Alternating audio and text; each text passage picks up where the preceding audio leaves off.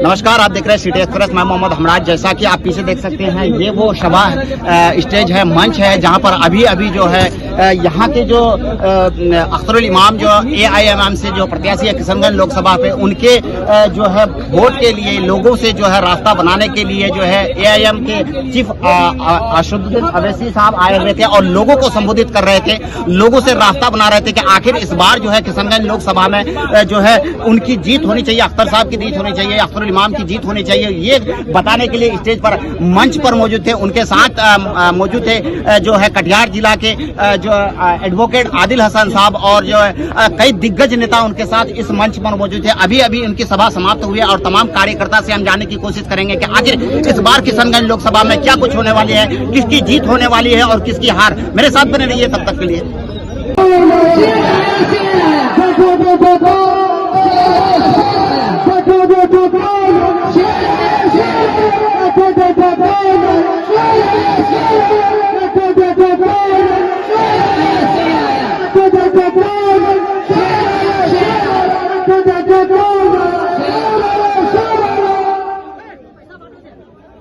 दोस्तों, मैं अब अपनी पार्टी अपनाओ, इनकलाब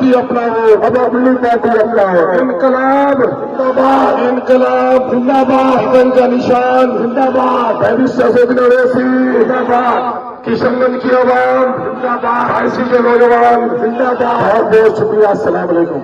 आखिर में एक बात कह के जाता हूँ, लोग पूरे जान जीव से पूरे जी तोड़ मेहनत कर रहे हैं। क्या लग रहा है इस बार सफल हो पाएगा? पतंग ही पतंग उड़ेगा।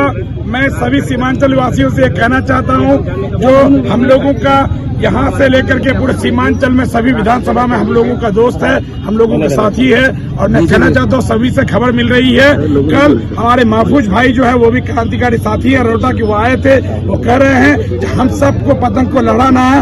हम आप इधर 22 लड़ाइए, मैं उधर अमोल लड़ाऊंगा, कोई आपका बहादुरगंज लड़ाएगा, कोई ठाकुरगंज लड़ाएगा, कोई किशनगंज लड़ाएगा।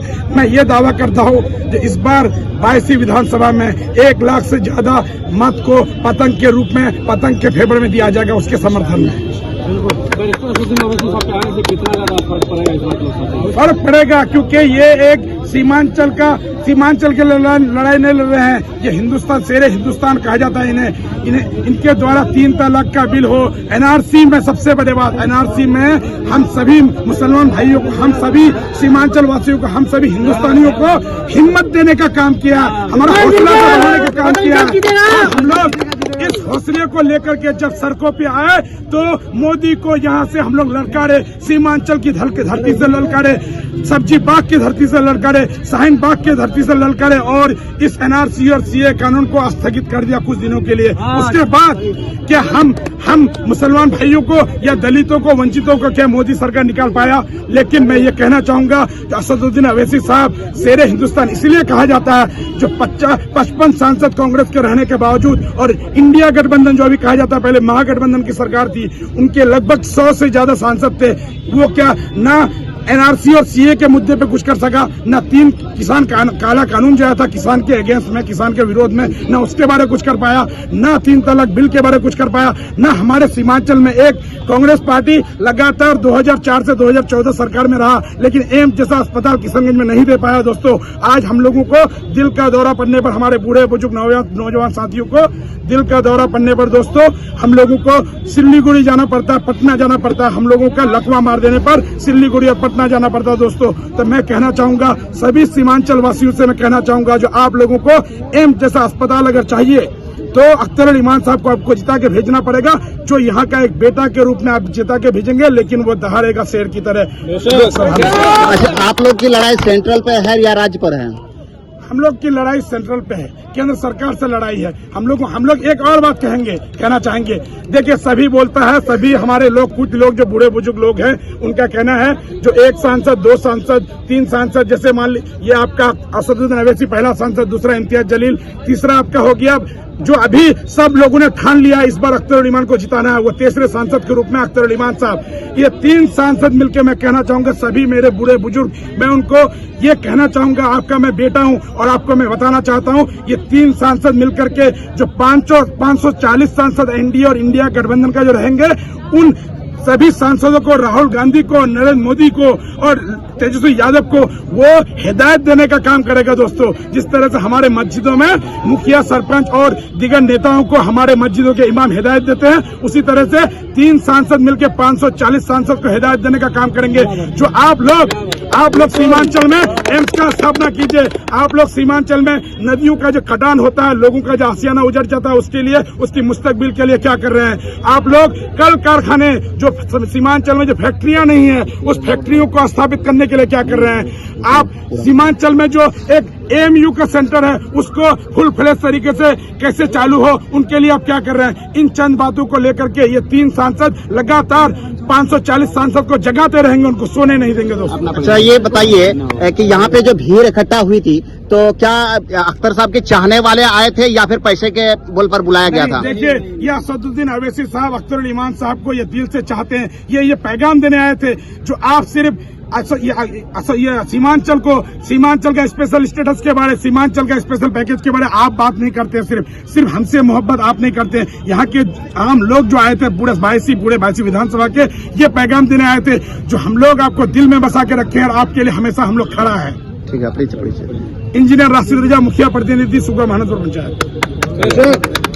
यहाँ के लोगों पर देखिए, जाहिर सी बात है, उनका साफ कहना है कि आपको अगर अपने हक के लिए लड़ना है तो इन तथाकथित सेकुलर पार्टी को छोड़ करके अपनी जमात, अपनी आवाज पैदा करना पड़ेगा।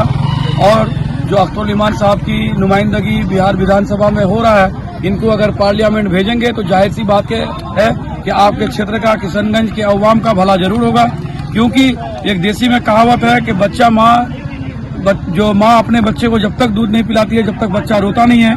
हम हमेशा हर दिन रो रहे हैं, लेकिन हमारी आवाज अब तक सदन तक नहीं पहुंची है। लेकिन अख्तर ईमान साहब पे सब लोगों को उम्मीद है कि अख्तर ईमान साहब जैसे लीडर पार्लियामेंट अगर जाएंगे तो यहाँ के अवामों की बात को हमेशा रखेंगे, और अगर जब बात रखी जाएगी तो जाहिर सी बात है कि यहाँ के मसले भी हल होंगे।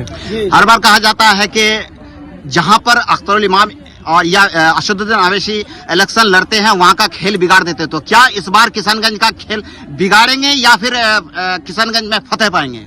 देखिए, जाहिर सी बात है कि हम लोगों ने पिछले दफा जो 2019 में लड़ा था, कोई बहुत ज्यादा बिगाड़ा नहीं था, क्योंकि कांग्रेस ही का उम्मीदवार जीता था, और जीतने के साथ साथ हम लोगों को भी 3 लाख वोट आया था।